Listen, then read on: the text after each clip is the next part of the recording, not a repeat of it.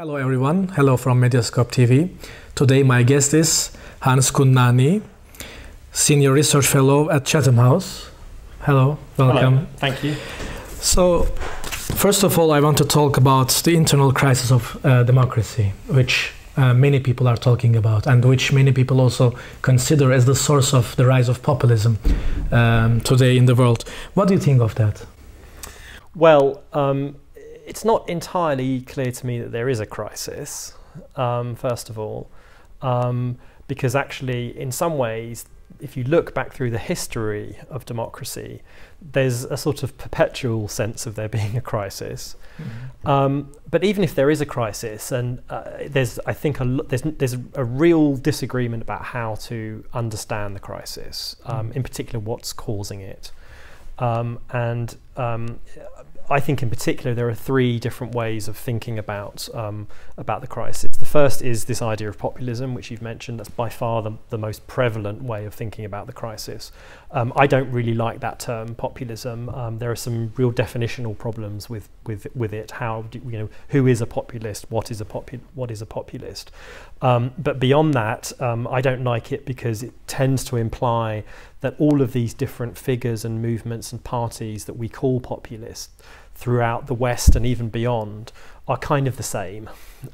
So there's this kind of shorthand, that goes Trump equals Brexit equals the Front National in France equals the AfD in Germany equals Orban in Hungary equals peace in Poland equals Putin in Russia equals Erdogan in But Turkey. Don't you think there are in fact similarities? Well, there are some similarities, but I think actually the differences are more interesting than the similarities.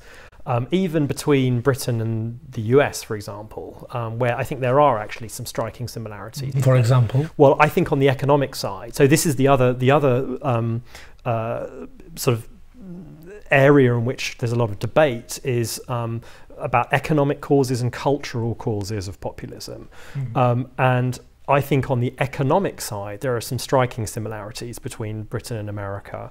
Essentially, the sort of parallel economic trajectories that Britain and America have followed since Thatcher and Reagan at the beginning of the 80s. Which then culminates in the financial crisis in 2008. There, I think there's a lot of similarity.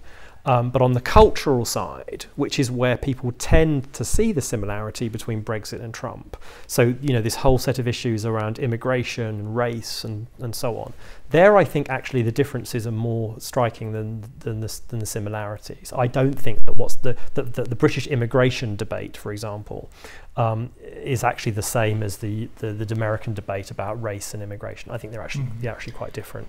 You once wrote in an article that to win against populists, you argue that centrists on right and left need to diverge, not unite. So how so? Well, so again, this sort of comes back to the question of what causes populism. But it seems to me that part of this story is the way in which the centre-left and the centre-right have converged really throughout the West. In Britain and America, but also in continental Europe. Germany is a good example of this. The centre-right and the centre-left have converged over the last few decades. And so you can see there's an obvious way in which this pushes political opposition to the extremes. That if your main centre-left party and your main centre-right party kind of stand for the same things, especially around economic policy, the shorthand for this would be neoliberalism. Then the opposition moves to the extreme. So Germany is a fantastic example of this. You've had 3 grand coalitions in the last 4 electoral periods. There'd only previously in the history of the Federal Republic been 1 grand coalition before that, which was in the 1960s, and that's what produces extreme political movements at that time too, on the left and on the right. So even then you could see this dynamic operating, and now I think the series of grand coalitions they've had in the last essentially since Merkel first came to power in 2005, it's unsurprising I think that this would produce extreme parties on the left and on the right. But what you say is maybe right for the Western countries, but when we are talking about populists, we are also talking about authoritarian leaders and authoritarian policies. So isn't it good for the Democrats to unite against populists? For example, in the local elections previously in Budapest and in Istanbul, we saw that unification of the democratic forces against populists work. So yes, it can sometimes be successful in the short term. And sometimes it's the only option. I mean, France, the French presidential election 2017 would be the best illustration of this, where all the anti-Le Pen forces united and Macron was elected. Mm-hmm. So sometimes you don't have any other choice but to do that. But I worry about the sort of medium-term consequences of this for democracy. Mm-hmm. That the centre-right and the centre-left sort of join forces, which they may need to in the short term, but in the medium term, this strengthens the extremes. And so to some extent, there's a kind of a really dangerous dynamic here, because the more then you have these extremes being strengthened, the more the centre left and centre right have to pull together. Mm-hmm. But as I say, it's a really dangerous dynamic, I think. Okay, but when we are talking about, for example, the rise of populists, we are also talking about a phenomenon which the world faces, the democratic decline or democratic backsliding, deconsolidation, however you call it. So do you think by diverging, the centrist powers can really make democracy reconsolidate?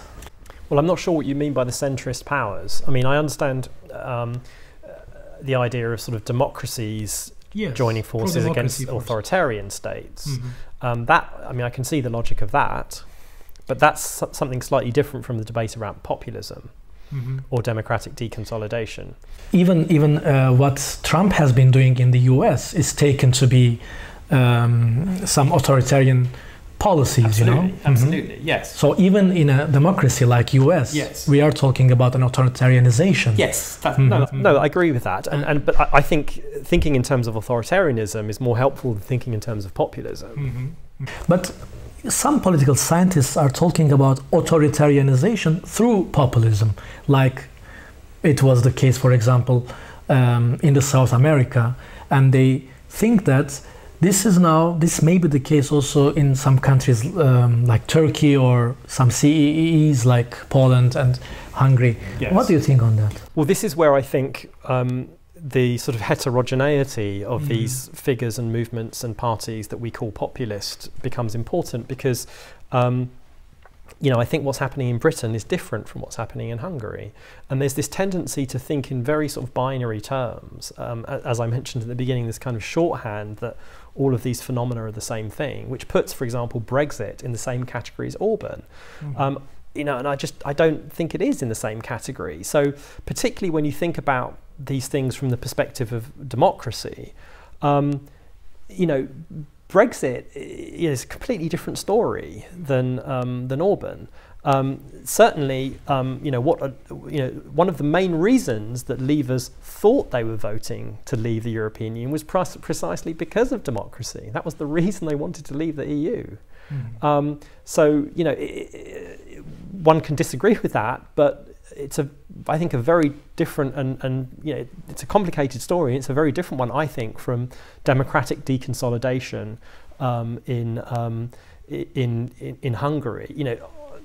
And from the flip side, one of the key issues around the European Union, regardless of what you think about the discourse of the Leavers, I mean, there is a fundamental question around the democracy of the EU. It is extremely problematic from a democratic theoretical point of view. You can't simply pretend that's not the case. Mm-hmm. Speaking of the EU, would you agree with the statement that EU has a crisis right now? And if yes, what is the reason of that crisis? How would you describe that crisis?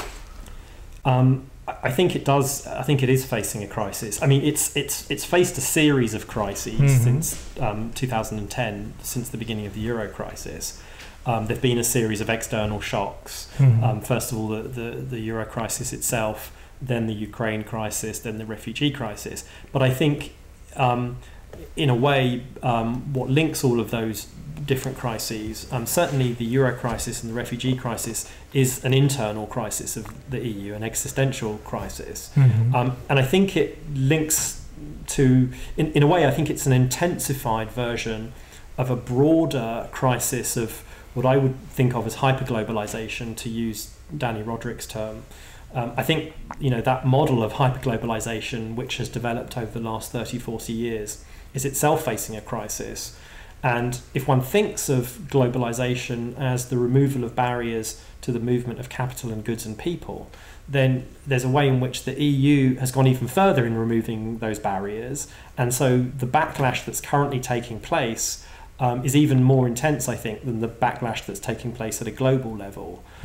So I think the EU is it's sort of a microcosm, I think, of a broader crisis of hyperglobalization. Do you think the current crisis of the EU, as you call it, has something to do with neoliberalism, or how economy is generally working? That's a very good, quite difficult question. I think it does. So the period of what Danny Roderick called hyperglobalization over the last 30, 40 years is also, it overlaps to a large extent with the period of neoliberalism. The neoliberal turn begins slightly earlier, in the 70s and 80s. What Roderick describes as hyperglobalization begins really around the end of the Cold War, but it overlaps a lot. And so lots of people talk about neoliberal globalization almost as a synonym for hyperglobalization. There's a really interesting contrast that a German political scientist has drawn between positive integration and negative integration. If globalization is really all about integration and hyperglobalization is about deep integration, and the EU obviously is about integration. You can have negative integration, which, as I said, is the removal of these barriers. And then there's the idea of positive integration is the idea of sort of re-regulating at a higher level, so either at the EU level or at a global level, the kind of regulation which used to exist pre-hyperglobalization at the national level. On the economic side, the removal of barriers to capital and goods is both a story of globalization and, to a large extent, the story of neoliberalism. So I think these things do overlap a lot on the economic side. And so, I suppose, yes, that I think, these two debates are very closely related. And in terms of the EU and Euroscepticism, I think one has to distinguish between right-wing Euroscepticism and left-wing Euroscepticism, because left-wing Eurosceptics make precisely this argument that the EU is or has become a neoliberal project, and that's why they oppose it. The right, if you take, for example, right-wing Eurosceptics in Britain, their view is almost the opposite. Going back to Margaret Thatcher. Too much regulation. Yes, exactly. So Margaret Thatcher famously said, this is the moment at which she turns against the European Union, is the moment that she starts to believe that what's happening is that, having deregulated the British economy in the 80s, the EU is now trying to re-regulate it sort of through the back door. So some of the right-wing Eurosceptics in the UK, their vision of a sort of post-Brexit Britain is one that would sort of complete this Thatcherite revolution. In other words, would go even further in deregulation than it already has. So this, I think, is where the left and the right have very different views of the EU, almost opposite views of the EU. The left sees it as a sort of liberalisation machine, as Wolfgang Streeck calls it, and the right sees it as a kind of regulation machine. And so they oppose it from different ends. But certainly the left-wing critique is precisely that it's a neoliberal project. Do you think there is such kind of a binary between right-wing and left-wing Euroscepticism in other European countries? To some extent, yes. You see some of the same kind of dynamic in Germany, and and I mean less so in France. I think this is where some of the other fault lines within the EU come in, because there's a left-wing Euroscepticism, there's a right-wing Euroscepticism, but there's also a kind of northern Euroscepticism and a southern Euroscepticism. There's an eastern Euroscepticism as well, by the way, but a northern Euroscepticism, which is essentially the Euroscepticism of surplus countries, epitomized by Germany, but also Finland and the Netherlands and so on. And that tends to be basically a right-wing Euroscepticism that opposes redistribution, basically, in the EU. So this fear that you have among German Eurosceptics and on the German right in general about a transfer union is essentially a redistributive EU. And then in the south, in other words, in the deficit countries, so the paradigmatic case would be Greece, but also Italy and Spain to some extent, they kind of want more redistribution, and so this tends to be more of a left-wing Euroscepticism, and France to some extent is in that category too, because you have more of this kind of left-wing critique of the EU, that it's sort of ultra-liberal, and less of the right-wing critique, which you get more in Germany. So given the existence of so many different Euroscepticism and very chaotic problems, how do you see the future of the EU? Well, this is the thing. I think it's kind of trapped, as Klaus Offer, a German political scientist, put it. There's a kind of a zero-sum game of Euroscepticism, it seems to me. What I mean by that is that what it would take to reduce Euroscepticism in the south, for example, more risk sharing, a mutualization of Eurozone debt and so on, is precisely what would increase Euroscepticism in the north of Europe, in a country like Germany. This would be precisely the transfer union that they fear. And conversely, what it would take to reduce Euroscepticism in the north, in other words, to tighten the rules even further, reduce even further the kind of creeping mutualization of Eurozone debt that they see happening through the European Central Bank. This is precisely what would increase Euroscepticism in the south. And the same thing goes east and west. So the north-south fault line was largely around these economic issues to do with the euro. But then you have this east-west fault line around issues to do with basically redistributing refugees, right? So, the Central and Eastern European countries in particular, were really opposed to redistributing refugees. And here again, there's a kind of a zero-sum game, because, what it would take, to decrease Euroscepticism caused by those issues in Germany would be for the Central and Eastern European countries and the whole of the rest of the EU to take on, what from the German perspective looks like their fair share of refugees. But that would, dramatically increase Euroscepticism in those countries even further than it's already increased. So in a sense, there are these two sets of issues, east, west, north, south, and they're all about distribution and redistribution. In one sense, in an economic sense, north-south, and in an east-west sense around, the distribution of refugees. So it's distribution and mutualization in two different senses. The mutualization of Eurozone debt and the mutualization of refugee policy. Do you think there is a kind of atmosphere in which a productive debate can be done, whereby people in the Europe saying, okay, we are the European Union, we have to deal with these problems together? Well, that's the tragedy, is that there should be. And in a funny way, it seemed to me that the refugee crisis was an opportunity to do exactly this.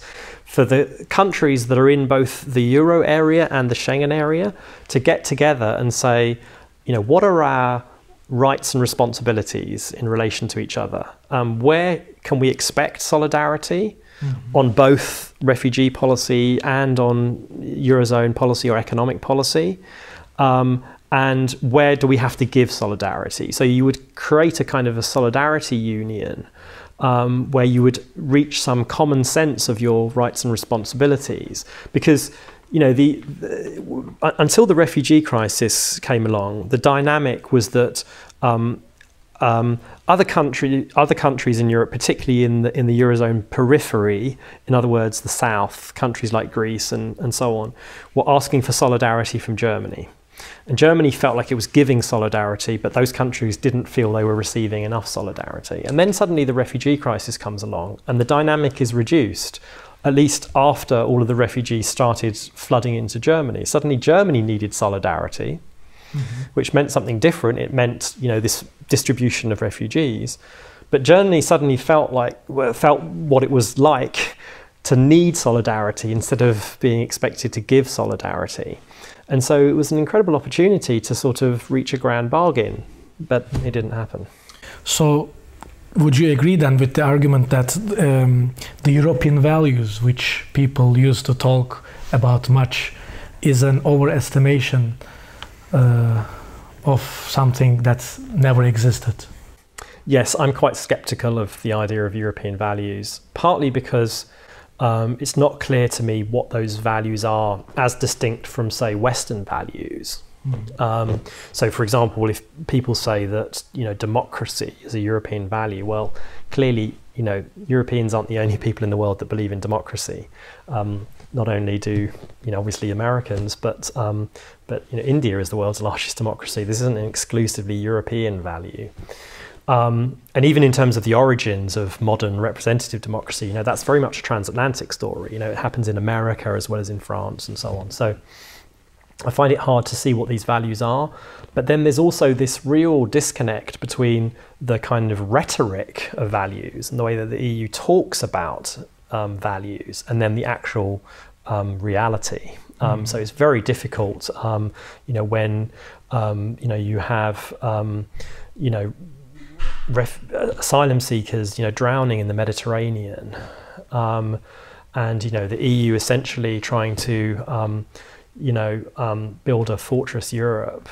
It becomes quite difficult to kind of buy this rhetoric of European values, of human rights, for example. So with all of these problems, it's, in my opinion, getting increasingly impossible for the EU to become a solid global power. Sorry, what global power? A solid global power. Yes, I think that's right. The EU has got lots of problems of its own, as it were, closer to home. Wouldn't each and every member state better off from EU becoming a global power? So why wouldn't they contribute? I don't know if that's true. Is it? I mean, why should the EU be a global power? Well, because there has been a transatlantic alliance which is now in decline, according to many, and Europe does increasingly think that the United States is not to be trusted as it's used to be in the past. Right. But in a way, I think the challenge for Europe that throws up is not so much about being a global power. That's an even more ambitious goal, and I think, frankly, an even more unrealistic one. The challenge that the sort of shift in American foreign policy creates is more about Europe just taking care of itself, right? In other words, taking care of its own security. It continues to depend to a large extent on the United States for its own security. So it would be a huge step and incredibly difficult already just for Europe to be able to take care of its own security. Forget the rest of the world. The idea of being a global power would sort of imply, I think, that the EU would also stand up for the international rule of law in Asia, for example. To challenge. In the past, many would think so. Well, I know, and that was the European aspiration. And again, this brings us back to European values because, the EU and Europeans like to talk about the rule of law, the international rule of law, as being, I think that's probably the most plausible value that one could point to and say, that is a European value, not least because the EU itself is a community of rules, basically.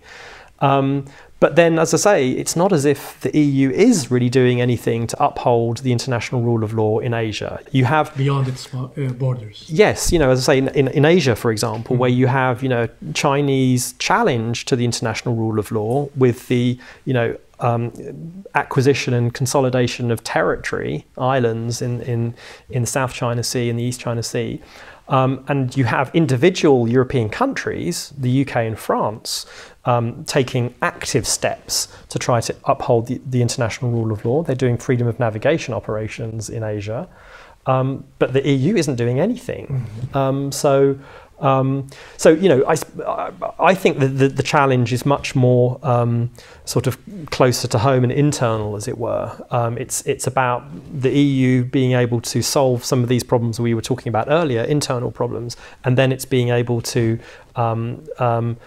essentially defend itself. I think the idea of Europe playing a role beyond that, collectively, as opposed to individual countries, as I say, is even more unrealistic. And I suppose one caveat to that, I mean, one of the things that pro-Europeans often talk about is this idea of sort of regulatory power. That, you know, the one area where the EU could have a global impact is in terms of, you know, regulating all kinds of things, but particularly sort of trade flows and so on. That, I think, is a more interesting question, but even there I'm somewhat skeptical. Let's talk a bit on the US. So we know that particularly President Trump has a anti-EU or anti-German stance. So how will that affect, do you think, the transatlantic alliance or the future of this alliance? Well, I don't know. But sorry for asking big questions. No, these are the important, interesting questions. I suppose, for me, one of the interesting things about it, I mean, you mentioned the way that Trump in particular has identified Germany. There, it's quite interesting because actually lots of people in Europe sort of tacitly sympathise with the Trump critique, or at least elements of the Trump critique. So, you know, Trump's criticism of Germany is essentially to do with its current account surplus and its free riding on security in terms of low spending on defence. Yes, and NATO. You know, exactly. And these are things which, I mean, by the way, these didn't just begin with Trump. They go back much further. So, you know, both on the security side and on the economic side, I mean, the Obama administration was critical of Germany for these things too. Which administration, sorry? The Obama administration. The Obama, okay. He was a little bit more diplomatic about it. But, you know, the US Treasury under Obama put Germany on a currency manipulation watch list, you know, along with China and Asian countries.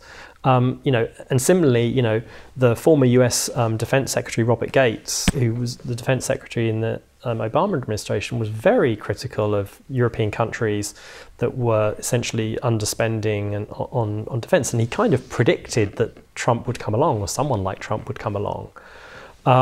So this isn't new. Trump does it in a much more aggressive way, and he's much less diplomatic, and so he singles out Germany. But, you know, there have been a couple of interesting moments where, you know, for example, on the economic side, where Trump would attack Germany, and then some in Europe, like, for example, Matteo Renzi, the former Italian Prime Minister, would sort of agree with him. So, you know, these aren't, you know, completely crazy, his criticisms of Germany. But it does create a huge dilemma for the EU, because on the one hand, it, you know, still depends on the United States for its security. On the other hand, it kind of needs to kind of fight back somehow. So, you know, you've seen on the trade side with the imposition of tariffs and so on, the instinct of the European Commission is to sort of fight fire with fire, as it were, to have kind of retaliatory tariffs and so on. But this is kind of a little bit of a dangerous thing to do, because this is the country on which Europe depends for its security. And we've seen already that Trump is perfectly willing to make these kind of linkages between economic policy and security policy. So I think the EU is kind of is slightly. I mean, it's a bit of a gamble, I think, taking on Trump in that way. And given all these, can we now talk about an international order as we used to, for example, 10 years ago? Well, it's interesting you say that we did 10 years ago, because actually I'm not sure that we did. Even 10 years ago. Yes, I mean the implication of this language of this discussion about the liberal international order was that this thing has existed for 70 years. But actually, I think this phrase is a much more recent invention, and we started to talk about it much more recently. Which phrase? Liberal or rules? Both the liberal international order and the rules-based international order, and in particular the idea of rules. This emphasis on rules and a rules-based order is fascinating because, you know, if you think back, say, to the late 90s, when the West, Europe and the United States were, for example, pushing this idea of humanitarian intervention. If you think back to the Kosovo intervention, for example, that was a violation of the rules. And I think international law. Yes. There was no mandate from the UN Security Council for this intervention. Now, at that time, the sort of consensus, not the consensus because it was controversial, but there was a certain kind of view among the sort of foreign policy establishment at that time, that the rules, that there were more important things than the rules. That, for example, if genocide was being committed, as it was in Kosovo, then you could override the rules. There was a higher priority. So I think at that time the discourse wasn't really about rules. What's happened, I think, is that particularly since the annexation of Crimea, and then China's increasingly assertive actions in East Asia, and then the election of Donald Trump, suddenly now we're talking about rules and how important rules are, and we've lived in this rules-based order for 70 years. But I think it's basically because others are now breaking the rules.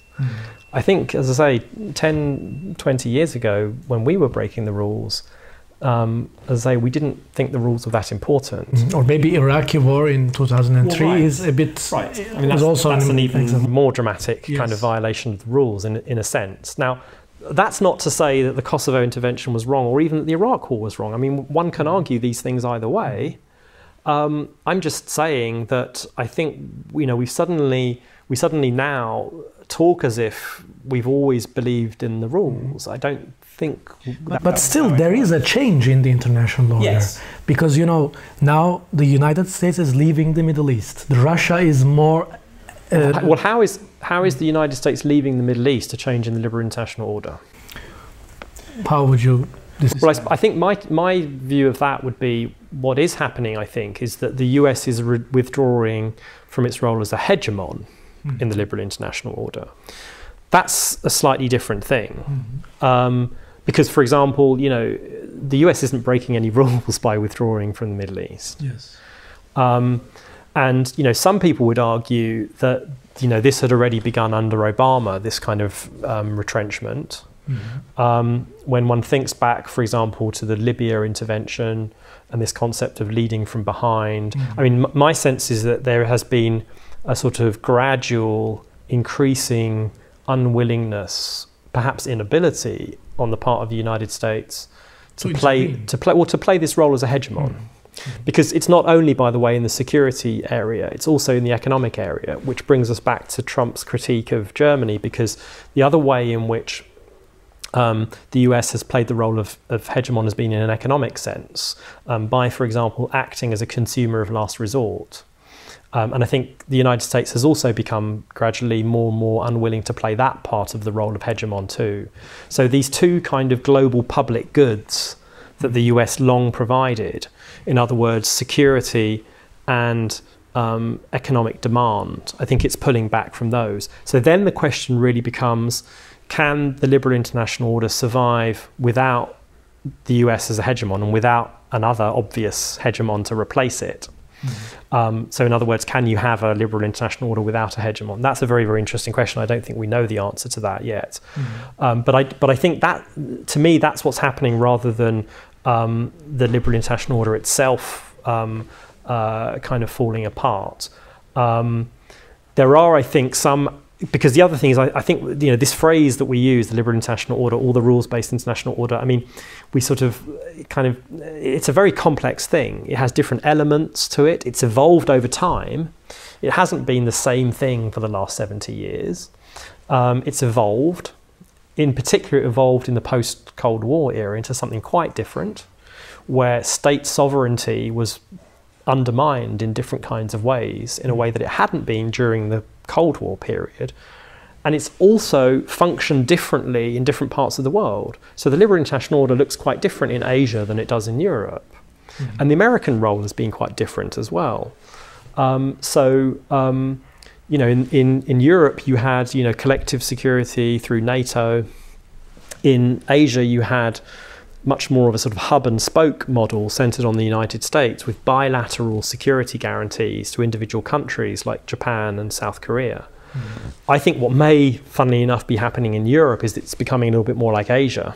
Mm-hmm. There's a sort of bilateralization of security. Mm-hmm. But anyway, this is a very, very complex thing, the liberal international order. So I think there are elements of it that are changing, particularly on the economic side. Mm-hmm. But it's not quite as simple or as binary as some people suggest. Mm-hmm. I think one of the main reasons why many think that we had once the liberal international order, but we don't have it now, is the democratic deconsolidation, or that the United States, for example, does not anymore promote democracy abroad. So how do you think this democratic decline has an effect on how things are done in the international arena? Well, I mean, I think first of all, this I think is kind of an illustration of this sort of slight amnesia that we have, because you know, it was clearly the case during the bipolar period of the Cold War that, you know, the United States, at least rhetorically, stood for democracy against the Soviet Union, and, you know, was prepared to use military force to defend democracies in Europe, for example. Mm-hmm. But it's also kind of a complex story, because the United States also had, you know, relationships with authoritarian regimes. And even within NATO, you know, the beginning of NATO, there were authoritarian regimes within NATO. So to some extent, we might be coming full circle, where once again we have authoritarian regimes within NATO. But that's not a new thing. It's a kind of a return to something that happened at the beginning of the liberal international order. Then I think in the post-Cold War period, and this is partly what I meant when I said that the liberal international order had changed after the end of the Cold War, there was this democracy promotion agenda. Mm-hmm. NATO, which had during the Cold War period been essentially a sort of strategic alliance directed at the Soviet Union, became reinvented as a kind of community of democracies, and at least, you know, imagined as a community of democracies. And the Kosovo intervention was, I suppose, the sort of culmination of that. But that was a kind of a new phenomenon in the post-Cold War period, I think, this kind of democracy promotion agenda. So the role of democracy in the liberal international order is, again, a sort of quite complex story. Mm-hmm. But in terms of, I mean, democratic deconsolidation, I think I would see as a slightly separate issue in a way, because I think that's more about the internal support for democracy within Western, yes, within nation states, but particularly within Western countries that had been consolidated democracies. There was this assumption that political scientists had for a long time that democracies that were consolidated, in other words, where power had transferred, you know, between parties peacefully through elections a few times and so on, that they couldn't revert back to being authoritarian states. And that's clearly now being challenged, particularly by what's happened in Hungary. So we know that that's possible. Mm-hmm. And that's certainly a new thing. But again, I would kind of, I'm not sure to what extent that is a general trend. So as I say, we tend to sort of think that the same thing is happening in all of these different places. It's not clear to me that a lot of the parties and figures and movements that we call populist actually want to dismantle democracy. Some of them do, some of them may do, and we'll only find out later on.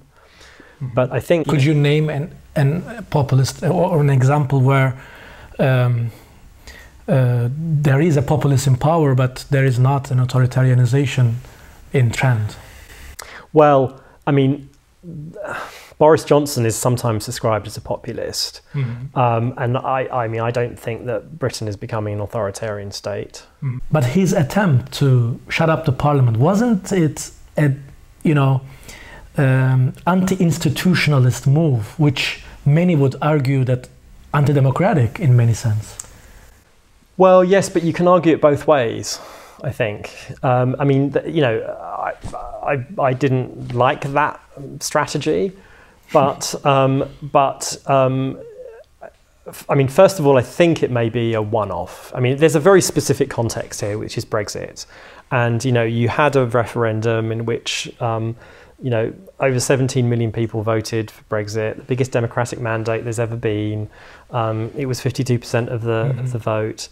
And, you know, rightly or wrongly, I think what he's trying to do is to deliver on that vote. But would you agree with the statement that the UK democracy is immune to any kind of... No, I wouldn't say it's immune. I wouldn't say it's immune at all. But I think to frame what's going on with Brexit in terms of democratic deconsolidation sort of misses the point. Okay. I think what we're having is an argument about how democracy should function. Both sides are using more or less legitimate arguments about, you know, democracy. It's not as if one side is democratic and the other side is anti-democratic. And what really we're dealing with is a clash between two different forms of democracy. There's the, you know, traditional representative democracy, in which, you know, the houses of which Parliament is sovereign, the Crown in Parliament is sovereign, and the direct democracy of the referendum that we held in 2016, and that creates a certain kind of a tension. Yes. And we're fighting that out. But it's a clash between two different kind of democratic mandates, as it were, two different forms of democratic legitimacy. Now, that's a very complex thing. And I just think to think about it in terms of democratic deconsolidation it just, as I say, I think it just kind of misses the point. How do you think it will end up? I don't know. But you know, I do think that what's happening, and this is why I'm more sort of optimistic about Britain than many people, I think that what's happening is there is a fundamental clash of interests here. We're divided about this issue, and we're fighting it out. And, you know, and we're doing it peacefully, by the way. And, you know, I kind of think this is probably, you know, democracy functioning quite well. Okay. And this brings me back actually to your initial question about a crisis of liberal democracy, yes. Because... We will finish with it, by the way. Okay. There's a way in which it's quite difficult to distinguish between a democracy working really well and a democracy working really badly. So we started with the internal crisis of liberal democracy, and let's finish it also with it. So my last question, what do you think should be done within different nations? Of course, there are different conditions in each nation, but generally speaking, what do you think democracy needs in order for it to reconsolidate or come again to the scene? You know, in terms of its economic working, or... It's quite difficult to give a simple answer to that. I mean, as you already suggested, I think the story may be different in different countries, and but I suppose if I had to give a general response to that question, I think what I would say is that we have to recalibrate the balance between what the Irish political scientist Peter Mayer called responsible government and responsive government. One needs to have a balance between those two things.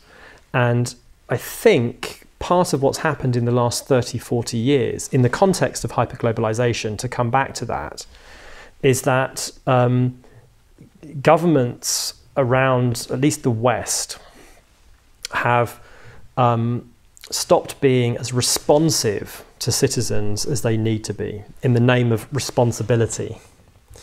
And in that sense, I think